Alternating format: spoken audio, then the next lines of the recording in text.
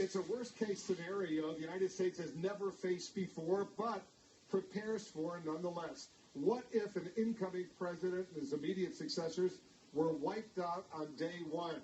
CNN's Brian Todd has details now of the doomsday plan in place. Brian, it contains some surprises. Surprises, quirks, and a lot of intrigue, Wolf. Since the Cold War and the Soviet threat of nuclear attack, America's leaders have had plans in place to have a president and to stand up a government if catastrophe struck. What they haven't done is streamlined the process or made it very clear to understand. Just about every measure of America's security apparatus, including 28,000 law enforcement personnel, will be on the ground in Washington when President Obama hands off his office to Donald Trump on Friday. A near army in place to protect the leaders of all branches of government gathered in one place outside.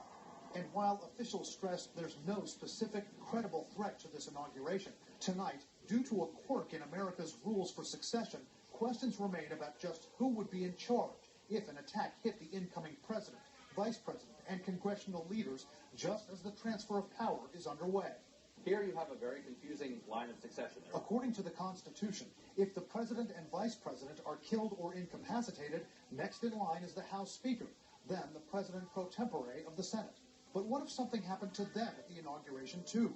After that, it goes down the list of cabinet secretaries, starting with Secretary of State. On the day of the inauguration, as a precaution, a cabinet secretary called the designated presidential successor will not attend the inauguration, ready to step in if something happens. But it won't be a Trump cabinet secretary, since none of them have been confirmed yet. It will be an Obama appointee. No word from the White House on who that will be on Friday. Does the line of succession switch to the new president's lineup at noon? In the inauguration, you have two lines of succession. One for the Barack Obama administration, which is still in place, and one which really won't be in place until Donald Trump is inaugurated, comes into office, and actually formally nominates and the Senate confirms his people. You might actually end up with a president from the prior administration because of a tragedy. Adding to the confusion, by noon Friday, all of Obama's cabinet secretaries are expected to resign.